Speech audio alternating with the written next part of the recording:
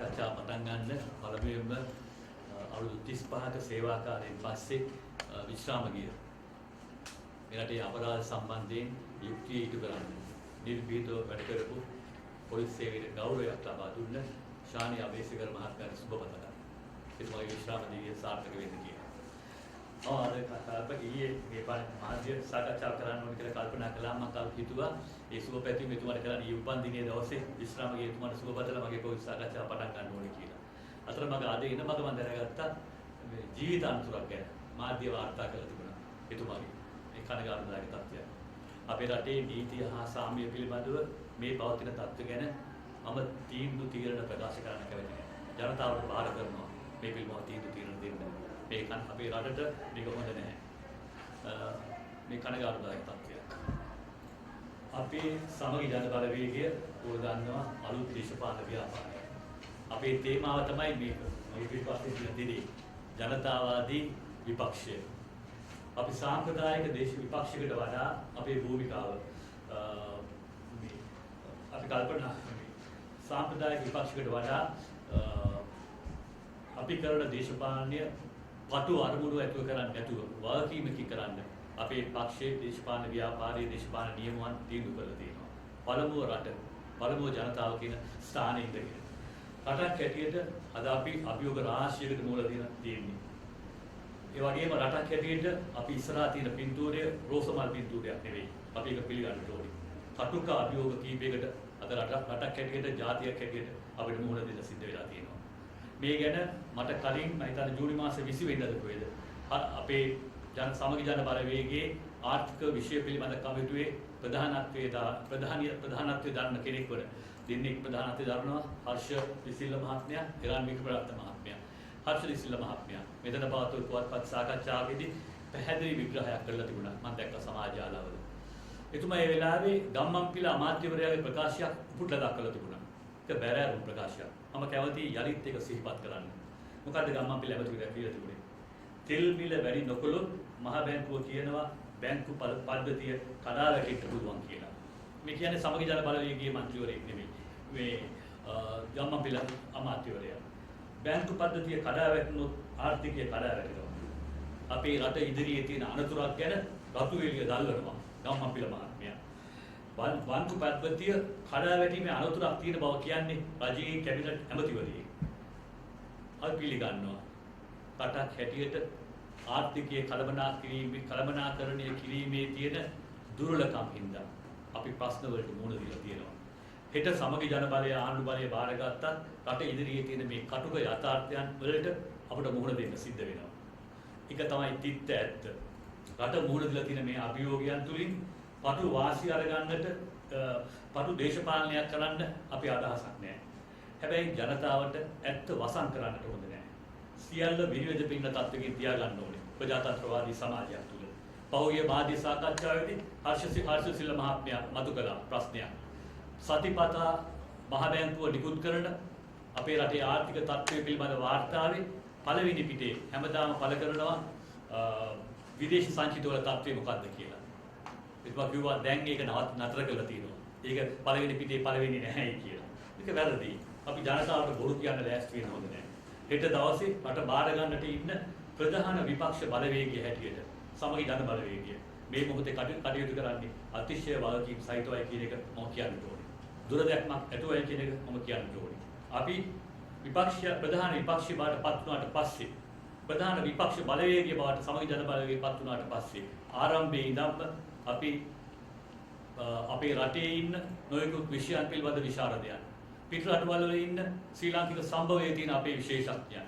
ඒ වගේම ඒ විෂයන් ගැන උනන්දු වන අපේ පාර්ලිමේන්තු මන්ත්‍රීවරුන් එකතු කරලා යම් සෙල්ස් හදලා කණ්ඩායම් හදලා අද රට මුහුණ දෙන මේ ප්‍රශ්න ගැන අවදීන් ඉන්නට ඒවා හදාරන්නට ඒ වගේම හෙට මේ රට බාරගත්තම සමගි ජන බලවේගය මේ අභියෝග ජය ගන්න ඉදිරිපත් කරන විකල්ප මොනවද කියන ගැන හදාරන්නට කරුණු අධ්‍යයනය කරන්නට කණ්ඩායම් පත් කරලා තියෙනවා. එහෙනම් ආර්ථික රට කමිටුව මම මුලින් කිව්වා වගේ හර්ෂ සිල්ල මහත්මයා ඉරාන් වික්‍රමරත්න මහත්මයාත් මේකේ ප්‍රධානත්වය දරනවා. පෞද්ගලික කාලය තුල අපි ඉතාම ගැඹුරු විදියට මේක ගැන කල්පනා කරන්න අධ්‍යයනය කරන්න මෙම ස්ථානයේ වැඩමුළු රාශියක් පැවැත්වුවා. ගැඹුරු සාකච්ඡාවක් පැවැත්වුවා. සමගි ජන බලවේගය ජනතාවාදී විපක්ෂයක් විදියට සාම්ප්‍රදායික භූමිකාව නෙමෙයි වගකීම් සහිත කාර්යභාරය ඉටු කිරීම අපේ කරට අවශ්‍ය වෙනවා.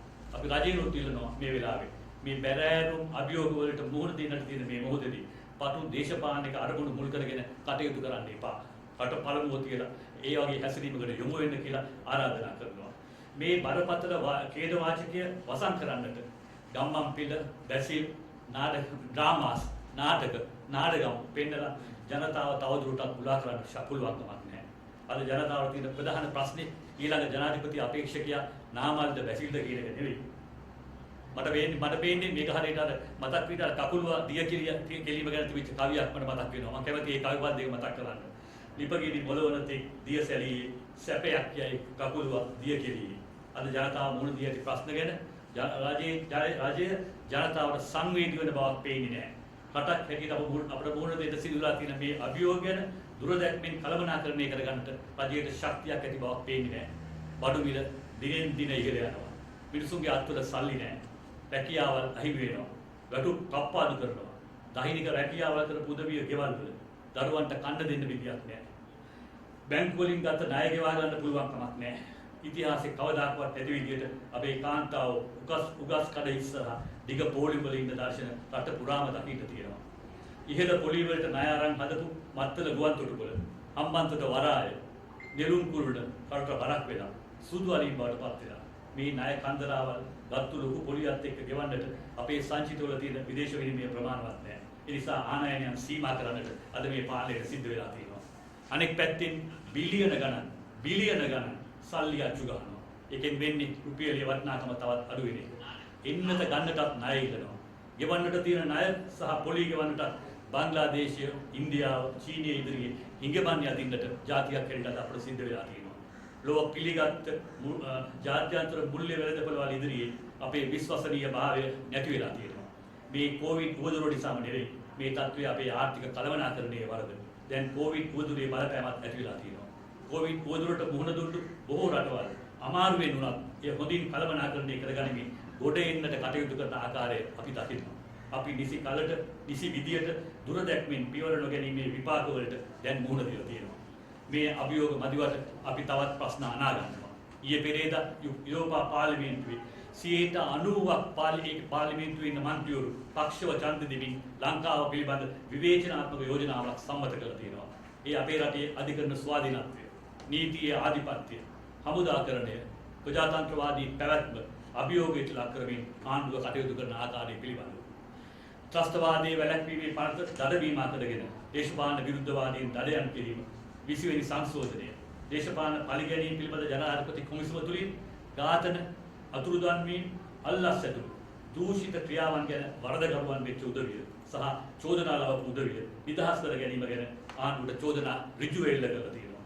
මේ හේතු මත ශ්‍රී ලංකාවේ අපනයනයන්ට ලබා දී ඇති GSP සහනය අත්විඳවන්නට පවා යුරෝපා පාර්ලිමේන්තුව නිර්දේශ කරලා තියෙනවා. යුරෝපා කොමිසමට අපේ ඇතුළු අපනයන්ගේ 30%ක්ම අපි යවන්නේ යුරෝපයට. මේ තත්ත්වය අපේ ආර්ථිකයට ඇති කරන්න යන්නේ ලොකු අහිතකර බලපෑමක්. මේ හැරෙන්නට එක්සත් ජාතීන්ගේ මානව අයිතිවාසිකම් පිළිබඳ මණ්ඩලය ඒගොල්ලෝගේ වාර්තාවෙන් ලංකාවේ ප්‍රජාතන්ත්‍රවාදී පැවැත්ම අඩාල වීම මානව අයිතිවාසිකම් උල්ලංඝනය කිරීම ගැන ඇඟිල්ල දික් කරලා තියෙනවා. ඇමරිකාව, කැනඩාව වගේ රටවල් බොහොමයක් තමන්ගේ පාර්ලිමේන්තු තුල පවා අපේ රටේ මානව හිමිකම් උල්ලංඝනය සහ ප්‍රජාතන්ත්‍රවාදී පැවැත්මේ කඩාවැටීම ගැන අවධානය යොමු කරලා තියෙනවා. ලෝකේ රටවල ප්‍රජාතන්ත්‍රවාදී පැවැත්ම පෙන්වුම් කරන දර්ශකවල ලංකාවේ තත්ත්වය ඉතා පහළට වැටලා තියෙනවා. මේ තත්ත්වය මේ විදිහට පවතිනට ඉඩ දෙන්න අපේ රටට පුළුවන් කමක් නැහැ. ප්‍රජාතන්ත්‍රවාදී පැවැත්ම පෙන්වන දර්ශක පමණක් නෙවෙයි ආර්ථික අතින් රටවල තත්ත්වය පෙන්වන දර්ශක තුලත් අද ලංකාව ලෝක බංකොලොත් බව ලබා ඇති රටවල් ආසන්නයටම පැමිණ තිබීම පෙන්වුම් කරනවා. මේක තමයි තිත්ත යථාර්ථය. ඒ ආජන්ටිනාව, ග්‍රීසිය, සැම්බියාව, සිම්බාබ්වේ වගේ රටවල් පිටුවට පැමිණ තිබීම අපි දකිනවා. ජනතාවගේ ප්‍රශ්න වලට විසඳුම් දී ගත නොහැකි රජයක් අද විකල්පයේ සලකා කටයුතු කරන්නේ මානව අයිතිවාසිකම් උල්ලංඝනය, මර්ධනයක් ඇතුළු ප්‍රජාතන්ත්‍රවාදී ක්‍රියාකලාපයන් බව පැහැදිලිව පේන්න තියෙනවා. මේ වගේ පසුබිමක පටු දේශපාලන පැවැත්ම ගැන නොසිතා රටේ අනාගතය ගැන සිතන සියලු පාර්ශ්ව වලට ඇහුම්කන් දෙමින් මේ අභියෝග ජය ගන්නට වගකීමෙන් සහ සාමූහිකව කටයුතු තීරණ ගන්න ක්‍රමවේදයකට ප්‍රවේශ වෙන්න කියලා අපි ආණ්ඩුවට කරුණාවෙන් ඉල්ලා සිටිනවා. ඒ ඉල්ලීම කරන්නේ වාකිය යුතු ජනතාවාදී විපක්ෂයක් විදියට, ජනතාවට සංවේදී විපක්ෂයක් විදියට. මේ කරුණු ටික තමයි අද පොලිස් සාකච්ඡාවේ මට ඉදිරිපත් කරන්න තියෙන්නේ. බොහොම ස්තුතියි.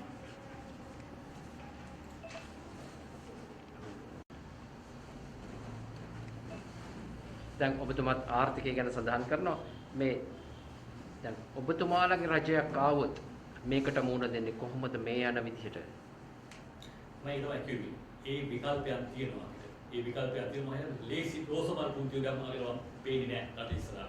අමාරු තත්ත්වයක් තියෙනවා. නමුත් ලෝකේ රටවල් අපි කවුද හිතුවේ බංගලාදේශය මේ වගේ තත්ත්වයක් තුළ මේ වගේ තත්ත්වයකට එයි කියලා. මාලදීව වගේ රටවල්, වියට්නාම වගේ රටවල් 77 මේ රටට ආවා. නිදහස් මේ කලාපේ නිදහස් වෙලඳ නිදහස් ආර්ථිකයකට පළමුවෙන්ම දොර ඇරිය ලංකාව.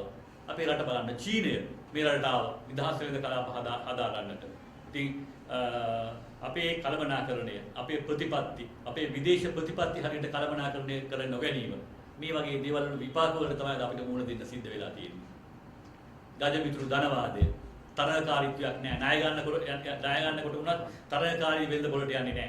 තමයි කැමති තැන් වලට. අද ලෝකෙ පිළිගත් මූල්‍ය වෙළඳ පොළවල් වල අපි ඔය විශ්වාස කරන්නේ නැහැ. අපිට ණය නොදෙන තත්ත්වයක් ඇති වෙලා තියෙනවා. මේවා පහුගිය කාලවල සිදු වෙච්ච දේවල්.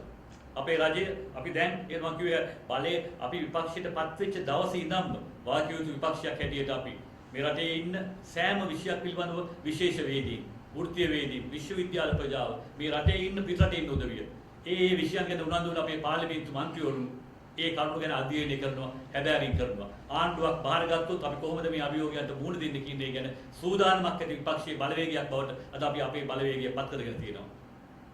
දැන් අපි දන්නවා මේ සමග ජන බලවේගය දැන් මේ පාර විපක්ෂයේ හැටියට නම් වෙලා වැඩ කටයුතු කරන් යනවා. නමුත් මේ ආණ්ඩුවට පෙර මේ ඔබලා කතා කරන මේ සීලම නායකයෝ තමයි රට පාලනය කරේ.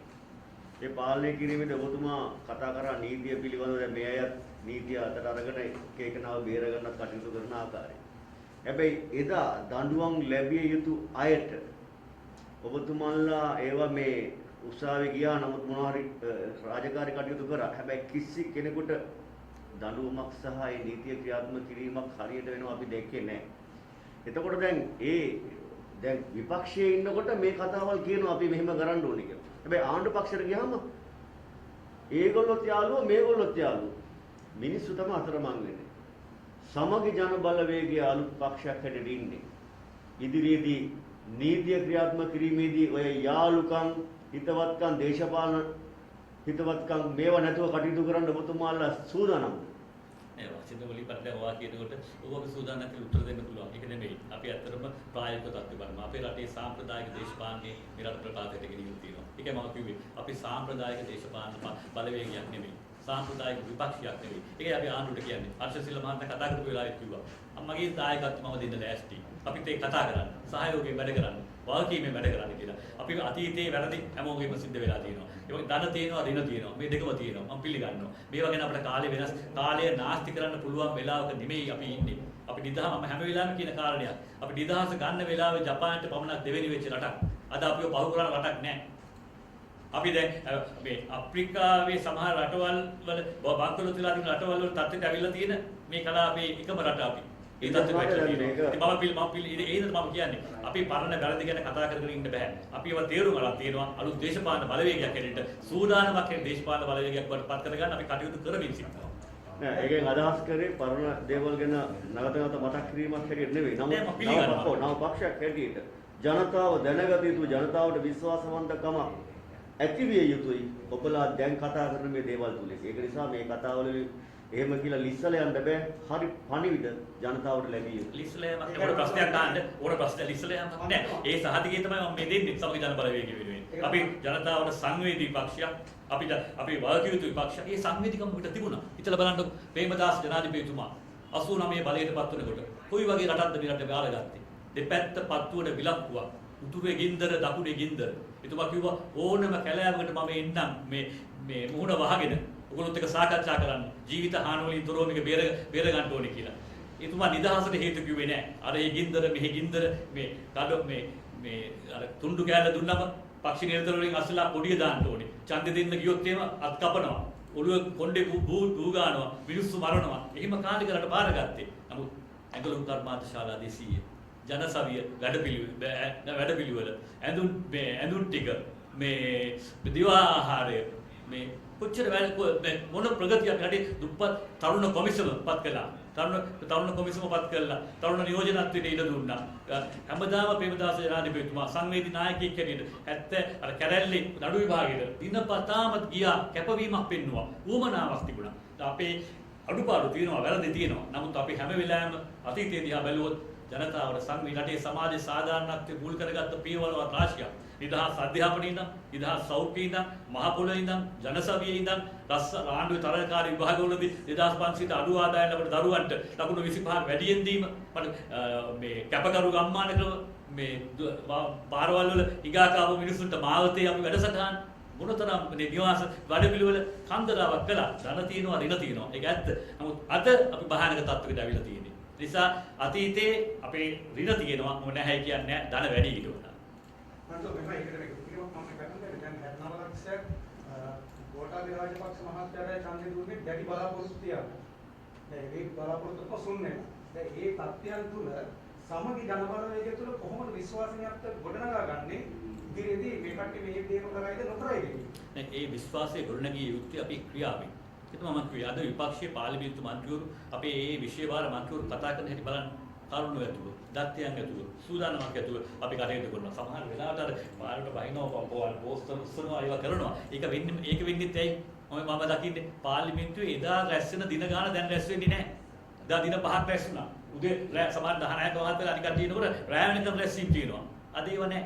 බුල්ඩෝස් කරනවා කාලය. පක්ෂ නායකයින්ගේ රැස්වීම් වලදී ඒවට ඉඩ දෙන්නේ නැහැ. සීමා කරනවා. එතකොට අනික් තැන් වලට මේ ජනතාවට පණිවිඩය දෙන්න අපි විපක්ෂ මන්ත්‍රීවරුන්ට පොඩි ෂෝට් කට් ගන්න වෙනවා ඉඳගෙන. හැබැයි අපි වාකීමක් ඇතුව වැඩ කරන්නේ. අපි සූදානමක් ඇතුව වැඩ කරන්නේ. ඒ සහතිකේ මම දෙනවා.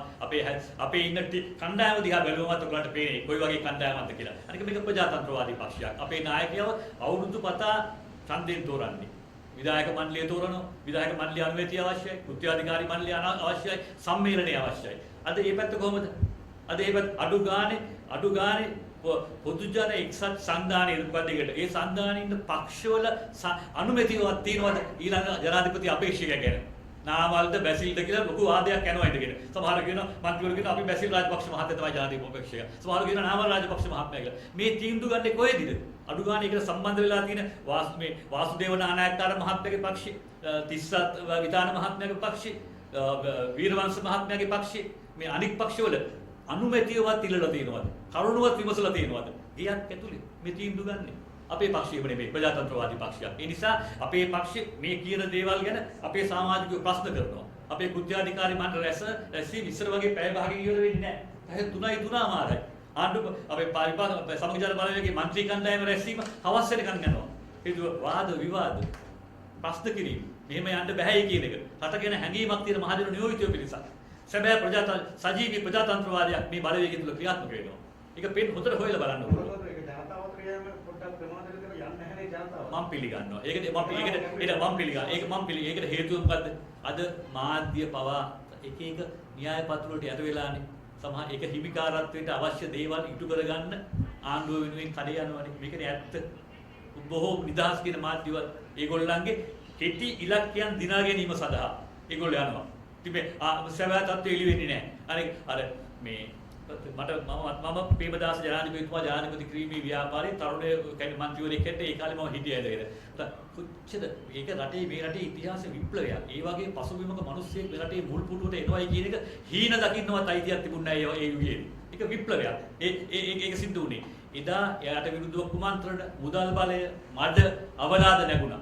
අදත් මේ මේ බලවේගයේ නායකයා සජිත් ප්‍රේමදාස මහත්මයාගේ නම දානකොට සමාජ ජාලාවල මොන තරම් මඩේනවද? මොන තරම් ඒ වගේ අධ්‍යාපන පසුබිමවත් මේ සලකන්නේ නැතුව පහත් විදිහට කතා කරනවා. මේ කොරෝනා ප්‍රශ්න ගැන අනුතුරු ගෙවීම් කරනකොට මුඛවාඩම් ගැන කතා කරනකොට ICU ඇඳවල් ලෑස්ති කරගන්න මුඛවාඩ මේ එන කට්ටියව නිරෝධායනය කරන්න මේවා වහන්න කල්පනා කරන්න කියලා කියනකොට පිස්සු බොරු බිල්ල මවනවා කියලා කිව්වා. මට ගෙවුවා මොලයක් නැහැ ඔළුවක් නැහැ පිස්සෙක් කියලා කිව්වා. මේක තමයි தত্ত্বය. ඒවා ඉතින් සල්ලි බලය, මුදල් බලය, මාධ්‍ය හිමිකාරත්වය මේවා කරනවා. දැන් ඒ අභියෝග ජය අරන් තමයි ප්‍රේමදාස ජනාධිපතිතුමා ජනාධිපතිකමට ආවේ. ජයාත් ජයවර්ධන මහත්මයා 77 ඡන්දෙට මුහුණ දෙනකොට අපිට මාධ්‍ය තිබුණේ නැහැ. ලේක් හවුස් එක ආණ්ඩුවට අරන්, දවස පත්‍ර කොම්පැනි ආණ්ඩුවට අරන්, ටයිම්ස් කොම්පැනි ආණ්ඩුවට අරන්, කට වචනේ විතරයි තිබුණේ. ජයවර්ධන මහත්මයා කිව්වා මේ මාධ්‍ය කියවන්න එපයි කියලා කිව්වා. පත්‍ර වර්ජනය කරන්න කියලා කිව්වා. නමුත් ඡන්දෙට ගියාම ජනතාව බුද්ධිමත්. ජනතාව බුද්ධිමත්. 6න් 5ක බලයක් ජයවර්ධන මහත්මයාට දුන්නා.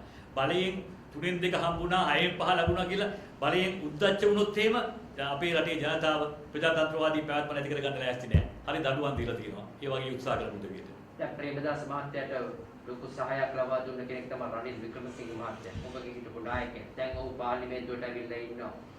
එතකොට අර ඉස්සර ඉල්ලගත්ත සහාය දැන් ඉල්ල ගන්න බැරි වෙයි. අපි මේ රටේ අපිට ඡන්ද ගන්නකොට කළු ඡන්ද සුදු ඡන්ද කියලා කියන්න පුළුවන් කමක් නැහැ. මේ රටේ හැම ඡන්දයකම අපට අවශ්‍යයි. සමගිදාම රටට ආදරය කරන සියලු දෙනාගේම ඉල්ලා හිටනවා අපි හරි තීන්දුව ගන්න. එකතු වෙන්න කියලා. අද රනිල් වික්‍රමසිංහ මහත්මයා ගාව ළඟ ඉන්න එක්සත් ජාතික පක්ෂය තුල හිටපු බොහෝ දෙනා අපිත් එක්ක සාකච්ඡා මම දන්නේ රනිල් වික්‍රමසිංහ මහත්මයාත් ඒ සාකච්ඡාව කරගෙන යනවාද කියලා නායකයොත් එක්ක. අපි හුඟ මන්ත්‍රීවරු හුඟක් උදවිය හුඟක් අයත් එක්ක කතා කරනවා. දැන් කරුණාසේන කොඩිතුවක්ක මහත්මයා ජාතික ලැයිස්තුවේ දෙවෙනියා එක්සත් ජාතික පක්ෂයේ ඉතාම ජ්‍යෙෂ්ඨ නායකයෙක්. එතුමාගේ පුතා රත්නලාල් ආසනේ සංවිධායකවරයාටපත් වුණා. ඒ කොට්ටාසේ ඉන්න ප්‍රාදේශ සභා මන්ත්‍රීවරුන්ගේ කරුණු විමසීමෙන් අනුතරව ඒගොල්ලන්ගේ කැමැත්තකින් පත්වීම දුන්නේ ප්‍රජාතන්ත්‍රවාදී විදියට. සිරිනාල් බෙල් මහත්මයා මේ ජාතික සේවක සංගමේ සභාපති එතුමාගේ පුත්‍රයාව මේ සංවිධායක කරන්න කියලා නිරෝෂන් පාදුක්ක එහි ඉන්න සංවිධායකවරයා. එයා තරඟ කරන්නේ නැහැයි කියලා. අල්ලපු ආසනේ අවිස්සාවේ ආසනේ ලේනාත් කරුණාරත්න ප්‍රාදේශ සභා මන්ත්‍රීවරු ඇවිල්ලා නායකතුමා හම්බුණා.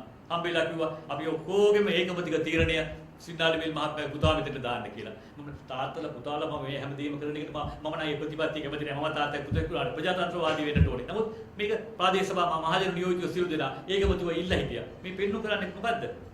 අර අපි മന്ത്രിකම නැති වෙයි අපිත් එක්ක ආවේ නැත්තම් ප්‍රෙස් කොන්ෆරන්ස් එකට ආවේ නැත්තම් නගරාධිපතිකම නැති වෙයි කියලා බය කරලා නෙමෙයි මේ කෙරෙන්නේ. ස්වභාවිකව මේ එකමුතුව සිදු වෙමින් පවතිනවා. ඊළඟ ඡන්ද වෙනකොට මේ ඒ එකමුතුව ඒ ජනපදනේ මේ එක්සත් ජාතික පක්ෂ ජනපදනේ මේ එකමුතුව සමගි ජනපදයේ ජනපදනේ එකතුම ඊට වඩා පුළුල්